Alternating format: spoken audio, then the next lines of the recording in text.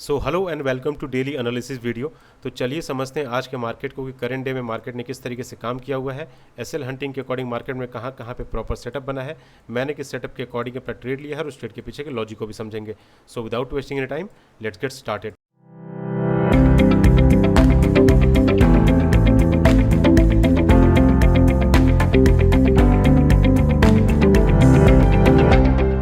तो current day में काम करने से पहले हमें क्या है, प्रीवियस डे का एनालिसिस करके रखना होता है, जिसमें पहला नंबर पे आता है इंपॉर्टेंट लेवल्स, जैसे कि प्रीवियस डे का हाई, दूसरा हो गया प्रीवियस डे का क्लोजिंग, तीसरा हो गया अपना प्रीवियस डे का लो, और एक हो गया अपना यहाँ पे साइकोलॉजिकल नंबर।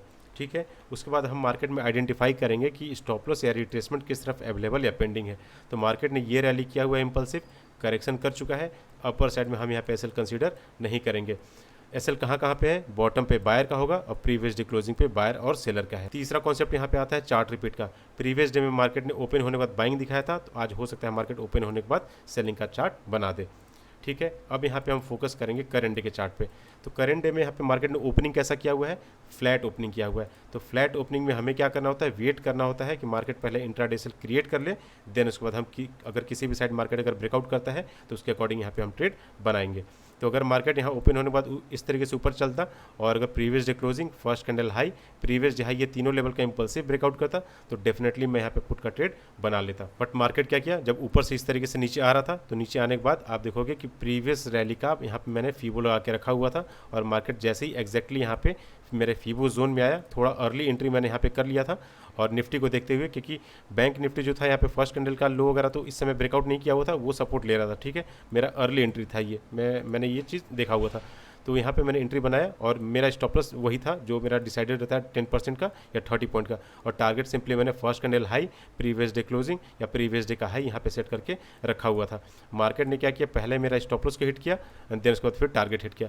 मार्केट जब स्टॉप लॉस हिट कर रहा था उससे पहले मैंने कुछ क्वांटिटी यहाँ पे ऐड किया हुआ था, स्टॉप लॉस में कुछ पॉइंट मैंने इसमें पोजीशन को स्क्वायर ऑफ भी किया था, दोबारा एंट्री किया, 50-60 पॉइंट का प्रॉफिट मुझे यहाँ पे मिला था। बट मैं वेट कर रहा था कि अगर मार्केट को नीचे अगर जाना है अपने ट्रेंड के अकॉर्डिंग, तो मार्केट एटलीस्ट क्या करे, प्रीवियस डे क्लोजिंग या साइकोलॉजिकल जो ऊपर का लेवल है इसको ब्रेकआउट वगैरह दिखा दे।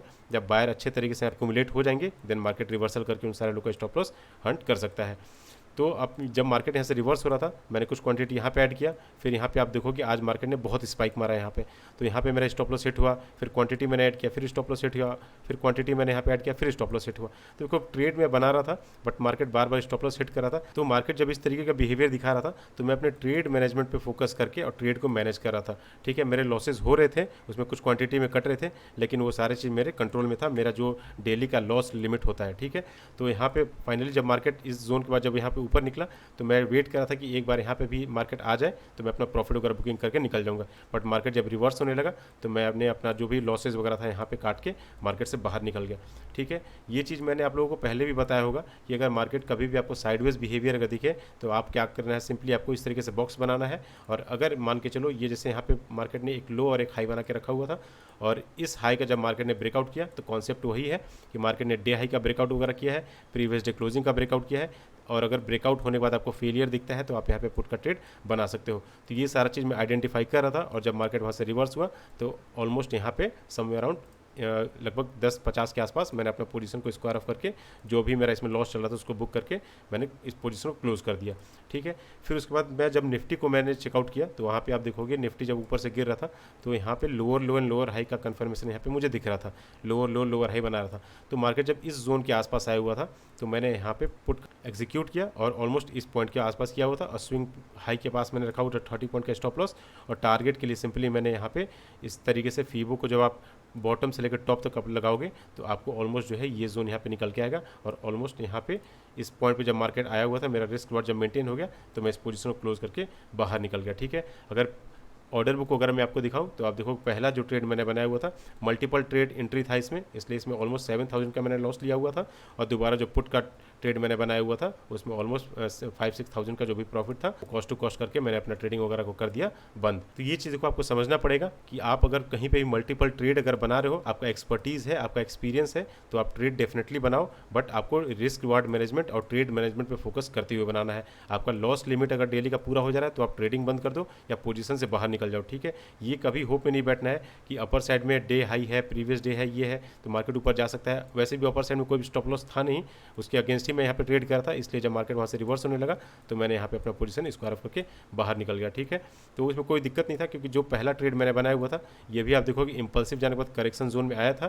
फर्स्ट कैंडल का लो वगैरह ब्रेकआउट हुआ था, टारगेट मेरा यहाँ तक का था, मार्केट यहाँ से यहाँ तक जब गया हुआ था तो ऑलमोस्ट 50-60 पॉइंट मुझे इसमें मिले हुए थे, ठीक है। बट मैं लेवल्स वगैरह पे थोड़ा सा काम कर रहा था, बट मार्केट ने नहीं दिया तो मैं अपना ट्रेड मैनेज करते हुए लॉस बुक करके मार्केट से बाहर हो गया।